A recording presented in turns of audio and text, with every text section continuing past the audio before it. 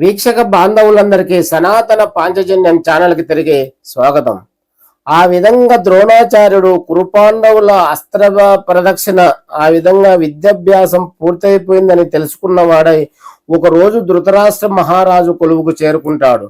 అక్కడ కూర్చొని ఉన్న భీష్ముడు, బాహలీకుడు, కృపాచార్యుడు, సోమదత్తుడు, భూరిశ్రవుడు, వ్యాస మహర్షి, విదురును అందరినీ చూసిన తర్వాత ధృతరాష్ట్ర మహారాజు వైపు తిరిగి, మహారాజా, నేటితో నీ యొక్క రాజకుమారుల విద్యాభ్యాసం పూర్తయిపోయింది కావున తమరు అనుమతిస్తే అతనికి ఒక విద్యా ప్రదర్శన కోసం తగిన ఏర్పాట్లు చేస్తానని చెప్పి అని అతనికి చెబుతాడు. అది విన్న ధృతరాష్ట్ర మహారాజు సరేనని చెప్పి సంతసించిన వాడై విదురుని వైపు చూసి, ధర్మవత్సల విదుర, ద్రోణాచార్యునికి కావలసిన ఏర్పాట్లన్నీ సకాలంలో సమకూర్చు అని చెప్పి అనుజ్ఞనిస్తాడు.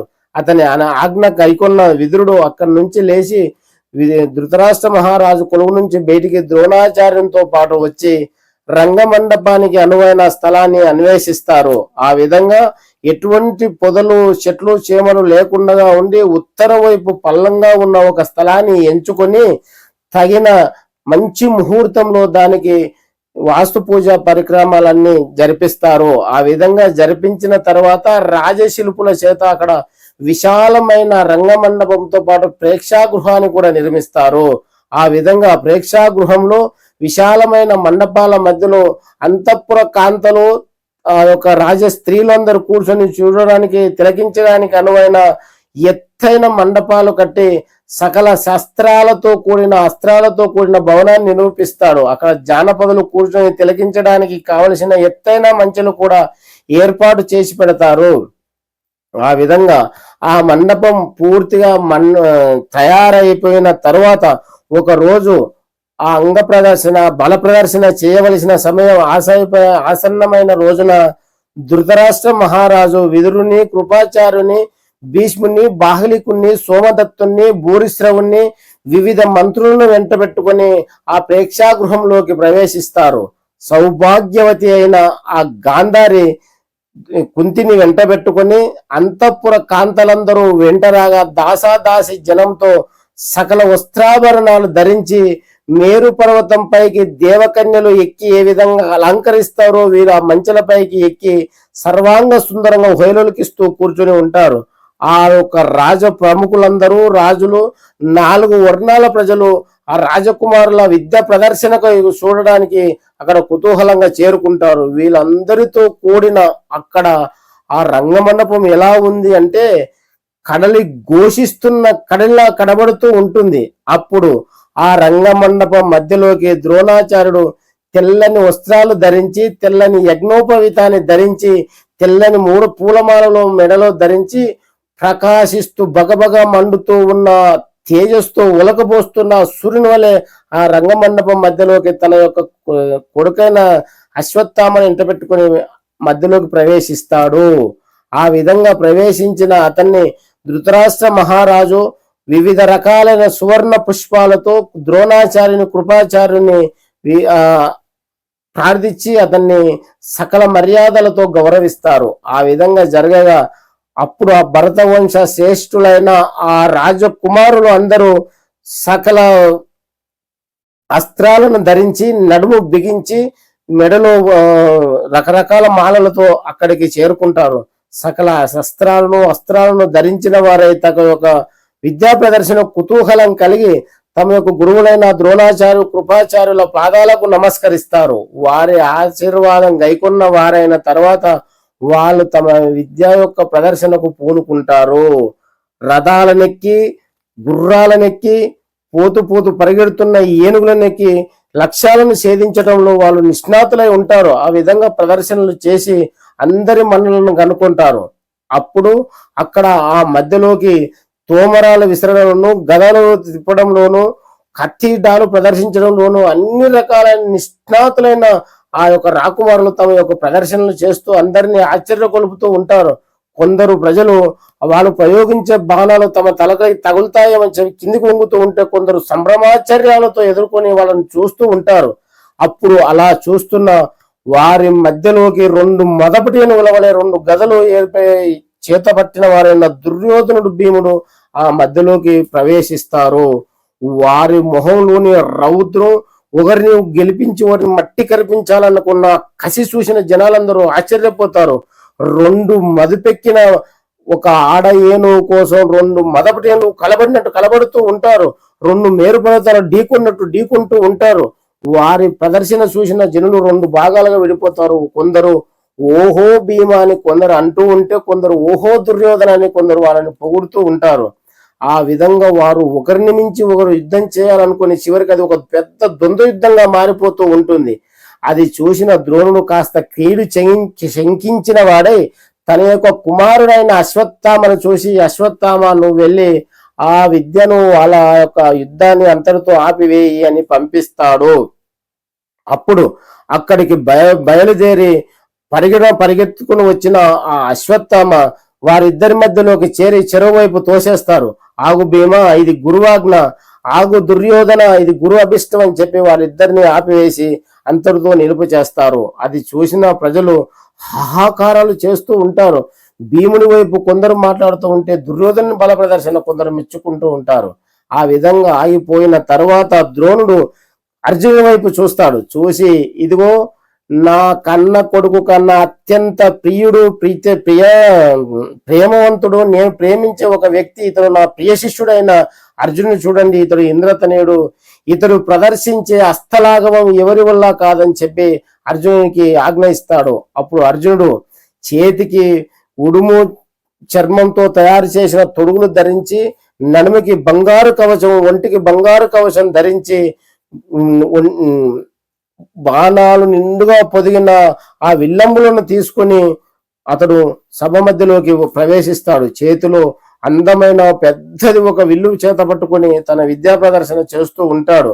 ఆగ్నేయాస్త్రమంతో అగ్నిని సృష్టిస్తూ ఉంటాడు. వర్ణాశ్రమంతో నీటిని సృష్టిస్తూ ఉంటాడు. భౌమ్యాస్త్రంతో భూమిని సృష్టిస్తూ ఉంటాడు. ఈ విధంగా రకరకాల అస్త్రశస్త్రాలతో ప్రజలను భయకంపితులను చేస్తూ ఉంటాడు అతను. ఆ విధంగా అంతర్ధానాశ్రమంతో అంతర్ధానమై అదృశ్యమైపోతూ ఉంటాడు. అప్పుడు ఇక్కడ కనబడుతూ ఉంటాడు, అంతలోనే వేరే దగ్గర కనబడుతూ ఉంటాడు. అతను ప్రయోగిస్తున్న అస్త్ర విద్య లాఘవాన్ని చూసిన జనులందరూ ఆశ్చర్యచకితులై తమను మర్చిపోతూ ఉంటారు. అదే క్షణంలో తన యొక్క అస్త్ర విద్య నైపుణ్యం చేత ఒక్కసారిగా పర్వతమూల ఆకారం పెంచుతూ ఉంటాడు. అదే క్షణంలో పొట్టి వామనుని వల్ల పొట్టిగా అయిపోతూ ఉంటాడు. ఒక క్షణం చిన్నగా ఉంటాడు, ఒక క్షణం పెద్దగా ఉంటాడు, ఒక క్షణం రథం నొగలపైన కూర్చొని ఉంటాడు. అదే క్షణంలో రథం మధ్యలోకి వెళ్ళిపోతూ ప్రజలను సంభ్రమాచర్యాలకు గురి చేస్తూ ఉంటాడు అర్జునుడు.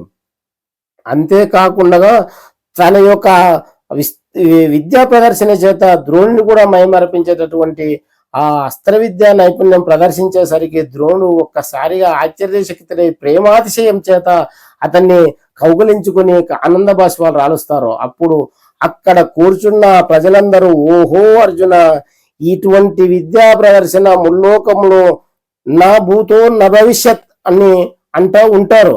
అప్పుడు అక్కడ వారందరూ సంభ్రమాచర్యాలతో తెలిపోతూ ఉండగా ఒక పెద్ద జబ్బ సరిసిన చప్పుడు ఒక ద్వారపాలక ముందు అతని ద్వారం ముందు కనబడుతూ ఉంటుంది. ప్రేక్షాగృహ ద్వారం ముందు ఒక పెద్ద జబ్బ చరిసి నేనున్నాను కేకేసినంత పని కనబడుతూ ఉంటుంది. అది చూసి దుర్యోధనుడు అటువైపు తిరిగి చూస్తాడు. దుర్యోధనుని తమ్ములందరూ కూడా అటువైపు చూస్తారు. ద్రోణాచార్యుడు ఆశ్చర్యచకితుడై అక్కడ చూస్తూ ఉంటాడు. అప్పుడు అక్కడ మేరు పర్వతం వలె నుంచొని విశాలమైన కన్నులు, బిగువైన బాహువుల చేత కవచాన్ని ధరించి అతను పుట్టుకతోనే సహజమైన కవచం కుండలాలతో అక్కడ నుంచొని ఉంటాడు కర్ణుడు. అర్జునుని వైపు చూసి, అర్జున,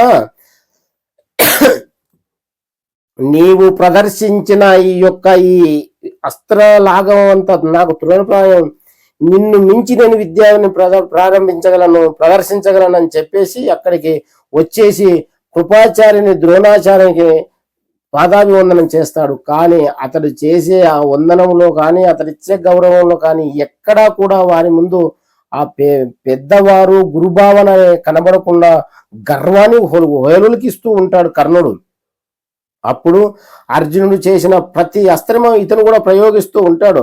అప్పుడు ప్రజలందరూ ఆశ్చర్యం చేత ఓహో కర్ణాన్ని పొగుడుతూ ఉంటాడు. అప్పుడు లేస్తాడు మన అసురోత్తముడైన దుర్యోధనుడు.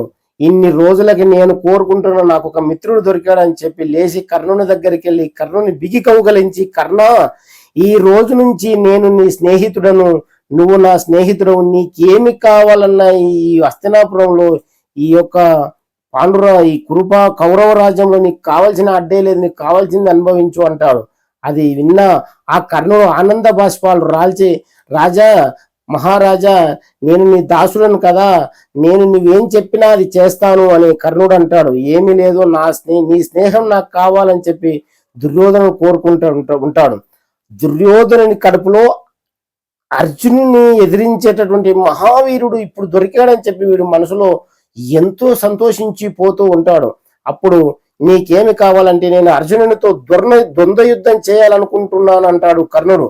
అప్పుడు అందరూ సరేనని దుర్యోధను ఒప్పుకొనగా అర్జునుడు కర్ణుడు ద్వంద్వ యుద్ధానికి పూనుకుంటూ ఉంటారు. అప్పుడు కృపుడు మధ్యలో వాళ్ళకి అడ్డుపడి, కర్ణ, ఇతడు పాండుపుత్రుడు అర్జునుడు, ఇతడు పాండు రాజ్యానికి చెందిన కౌరవ వంశానికి చెందినవాడు కదా, నీవు ఏ వంశానికి చెందినవాడవు, నీ తల్లిదండ్రులు ఎవరు, నీ రాజ్యం ఏది, రాజులతో వియ్యమైన కన్యమైన క్షమించాలి రాజులతో యుద్ధమైన వియ్యమైన కయ్యమైన దానికి సముపార్జితుడై ఉండాలి కదా, సముపాలలో బల ప్రదర్శన చేయాలంటే అంతటి దగ్గర హోదా ఉండాలి కదా, నీవు ఏ రాజ్యానికి రాజు అంటాడు.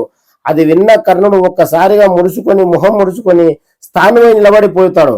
అంతలోనే దుర్యోధనుడు లేస్తాడు. అర్జునునితో యుద్ధ ప్రదర్శనకు రాజ్యమే అడ్డుపడుతుందంటే నేను ఇప్పుడే కర్ణుని అంగరాజ్యాధిపతిగా అభిషేకిస్తున్నానని చెప్పి అప్పటికప్పుడు పౌరోహితులను పిలిచి అంగరాజ్యానికి సకల శాస్త్రోక్తంగా తన రాజుగా కేటాయించే సింహాసనం మీద కూర్చోబెడతాడు. అప్పుడు చూసిన దుర్యోధనుడు, ఇప్పుడు కర్ణుడు అర్జునునితో యుద్ధం చేయవచ్చు కదా అని అంటాడు. కర్ణుడు ఆనంద బాష్పాలు రాల్చి, మిత్రమా, ఇప్పటి నుంచి ఈ కర్ణుడు నీవు ఇచ్చిన ఈ గౌరవానికి నా చివరి రక్త చుక్క నీకోసమే దారపోస్తాను అని చెప్పి దుర్యోధనునికి మాట ఇస్తాడు.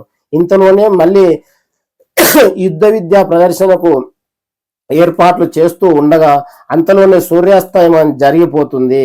ఆ విధంగా సూర్యాస్తమయం జరిగిపోగా అంతటితో ఆ విద్యా ప్రదర్శన ముగించి ఎవరి ఇళ్లకు వాళ్ళు వెళ్ళిపోతారు.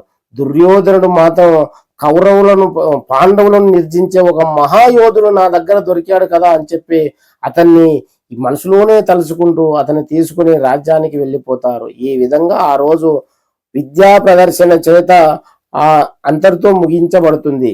కర్ణుడి చూసిన ఆ యొక్క కుంతి, ఆ రోజు నేను పెట్టెలో పెట్టి గంగలో వదిలిన బాలుడు ఆ సహజ కుండలాలో ఆ ముఖవర్చస్సు చేతిలో ఉండే ఆ బాణాలు చూస్తే ఇతడు నా కొడుకే కదా అని చెప్పి చూసి ఆమె మూర్చపడిపోతుంటుంది. అప్పుడు ఆ మూర్చపోయిన మొహం మీద పన్నీరు జల్లి ఆమె నిద్రలేపుతారు దాసదాసి జనాలు. ఏమైంది, ఎందుకు ఇలా పడిపోయామంటే ఆమె చెప్పలేక లోపలే కుంగి కుషించిపోతూ ఇంటికి వెళ్ళిపోతుంది. ఈ విధంగా కౌరవ పాండవుల మధ్యన ఆ యొక్క విద్యా ప్రదర్శన కాస్త మహారణరంగంగా మారి అంతటితో ముగుస్తుంది. ఈ విధంగా ఈ రోజు ఈ వీడియోకు స్వస్తి పలుకుదాం. స్వస్తి. శ్రీకృష్ణార్పణమస్తు.